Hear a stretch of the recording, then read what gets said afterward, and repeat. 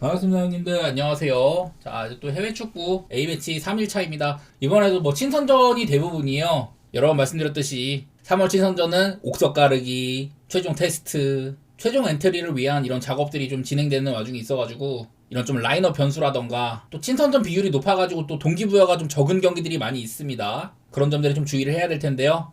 오늘 준비한 경기도 한번 보도록 하겠습니다. 자, 11시에 한국 대 코트디부아르 경기가 있습니다.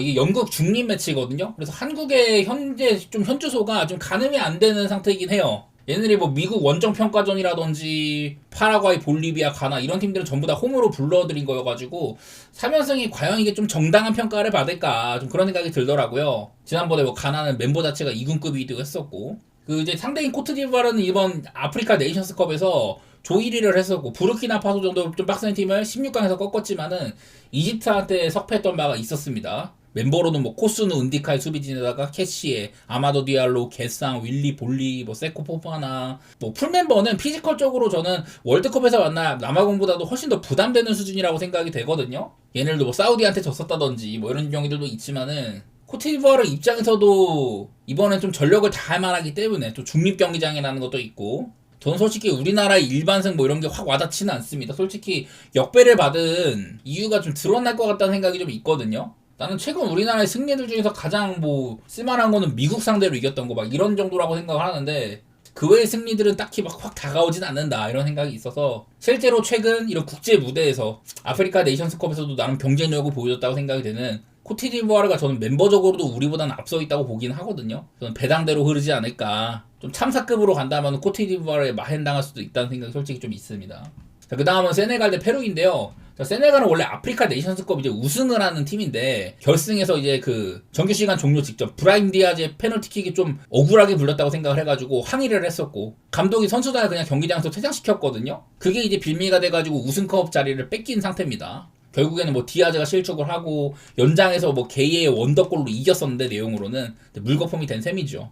어쨌든 아프리카 네이션스컵이나 이런 대회에서도 결과를 낼 만큼 멤버도 경기력도 아주 뭐 짱짱하다. 저는 그렇게 생각하고 있습니다. 밸런스가 상당히 좋아요. 이번에 조에는 뭐 프랑스나 노르웨이 뭐 이런 팀들이 있어가지고 남미 팀들을 만날지는 아직까지는 모르는 건데 페루도 이번 남미 예선에서 예선 2승 6무 10패급 그냥 꼴찌인 칠레급으로 개판이었습니다. 특히나 얘네들 이제 득점이 6점밖에 없었거든요. 대회 최저 득점팀이기도 하고 옛날에는 뭐 페루가 월드컵에서도 이름도 날리고 막 그랬지만 지금은 그런 거랑 좀 거리가 있다고 생각이 됩니다.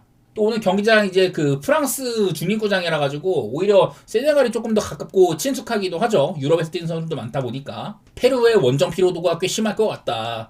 저는 그런 부분들로 세네갈을 좀 우세하게 보고 있습니다. 그런 만큼 뭐 배당도 되게 별론데 저는 솔직히 말해서 세네갈의 일반승 정도는 받고 갈 만하다고 보고요. 세네갈 실점 가능성이 거의 없다고 생각돼서 언더도 같이 보도록 하겠습니다. 이 경기는 일반승을 넘어 마헨이나 햄으로 지를 만한 경기 같아요. 자, 그 다음 스코틀랜드 대 일본인데 뭐 일본은 이제 월드컵에서 네덜란드 그리고 튀니지에 이어서 유럽팀이 올 거라 가지고 좋은 평가전이 낸 셈입니다. 두 대회 연속으로 16강 갔고 외려 막 유럽팀들한테도 점유율 우세를 가져가는 면도 있었어요. 뭐 스코틀랜드 얘네들은 이 역습 기반의 선수비 후역습 피지컬 세트피스 팀이라 가지고 일본이 좀 우세하게는 갈 텐데 과연 얼마나 또 이런 피지컬 차이를 보이느냐 그런 것들이 관건이 될 것 같습니다. 어쨌든 스코틀랜드도 덴마크를 꺾고 직행을 했던 애매한 레벨이 아니거든요. 그래서 이게 스코틀랜드가 근데 글래스도고 홈구장인데도 일본이 정배를 받은 거는 아무래도 뭐 브라질 상대도 3대2로 역전했던 거 그런 것들이 좀 높은 평가를 받는 건지 일본이 정배를 받았습니다. 보니까 일본이 뭐 최근에 뭐 경기력이나 뭐 결과도 잘 냈지만은 얘네들이 그 유럽 팀들을 만난 지가 꽤 오래됐거든요. 23년에 만났었는데 그때 당시에는 터키나 독일을 전부 다 부수기도 했었습니다. 뭐 이때는 독일이 조금 흔들릴 때기도 하고 터키도 지금 같지는 않았었죠. 어쨌든 일본 입장에서는 원정이나 뭐 피지컬발 이런 게 좀 큰 리스크라고 보이는데 개인적으로 저는 홈팀이 프렘 받은 거는 이거는 좀 볼만한 것 같기는 해요. 스코틀랜드 녹록지 않은 팀이거든요.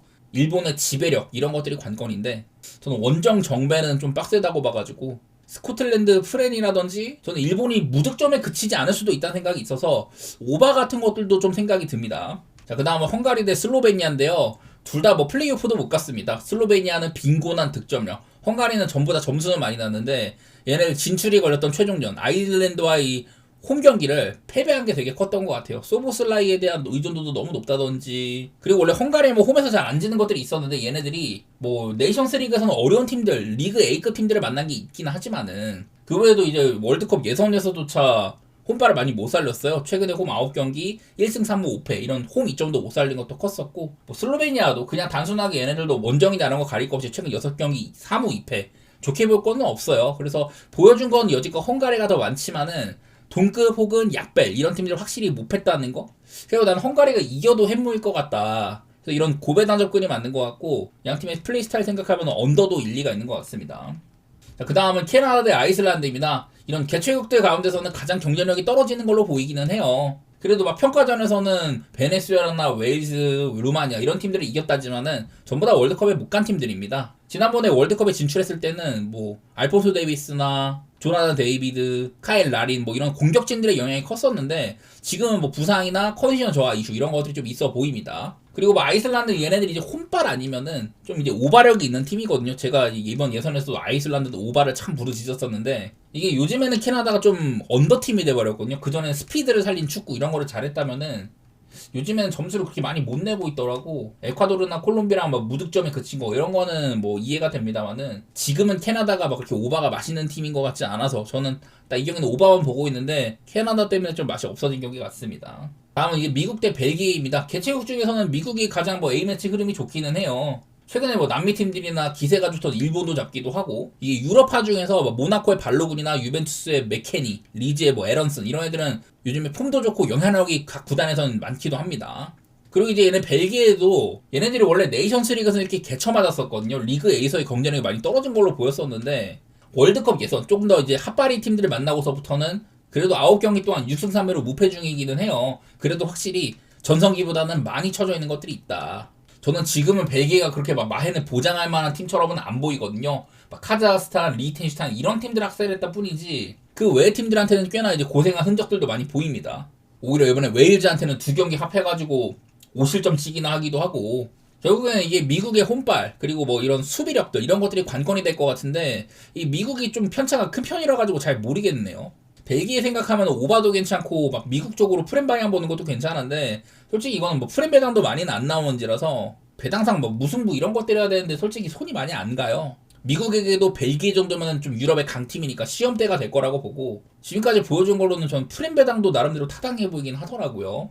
마지막으로 멕시코 대 포르투갈 경기도 있습니다. 이게 멕시코도 얘네들도 멤버로나 뭐 실점 면에서 옛날에 막 16강 막 5대회 연속으로 가고 그런 시절보다는 많이 죽었어요. 북미의 맹주 자리도 미국에 뺏겼고 타디룩 팀들한테 뭐 홈발도 많이 못 보이면서 승리를 못 챙긴 것도 있었습니다. 그리고 이제 반대로 이제 포르투갈은 얘네들이 네이션스 리그를 우승을 했지만은 가지고 있는 이런 여러 가지 자원들이나 추구하는 축구 스타일, 풀백들 많이 올려서 쓰고 중원에서 확고하게 점유율 가져가고 지배적인 축구를 한다. 이런 것들에 비해서는 뭔가 리그 B급 팀들한테도 서열 정리를 똑바로 못하는 모습들도 많이 있었습니다. 얘네들이 이길 때도 좀 시원치 않게 많이 못 이기는 게 있었다든지, 까놓고 보면 이번에 아르메니아 5대0 막 9대1로 했던 거 이거 말고는 대부분 뭐 햄무 같은 것들도 상당히 많이 있었어요. 아일랜드한테 뭐 져버리기까지 하고 좀 이렇게 답답한 경우들이 많이 있었거든요. 포르투갈이 멤버 대비. 그래서 딱 이제 욕심낼 거 없이 일반승 정도의 그런 배당 기대치만 있어 보입니다. 포르투갈이 좀 애매하기 때문에 2배가 넘는 배당이면 그거로도 족하다. 이거는 그냥 결국엔 멕시코가 딱히 뭐 좋은 시기는 아니어서 그런 것들이 배경이 될 것 같아요.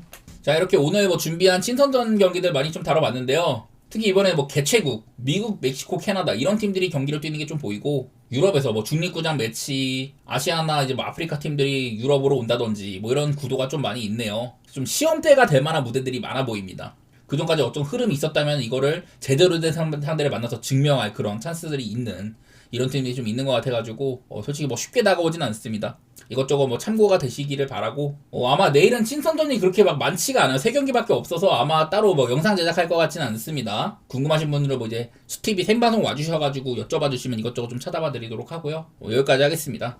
감사합니다.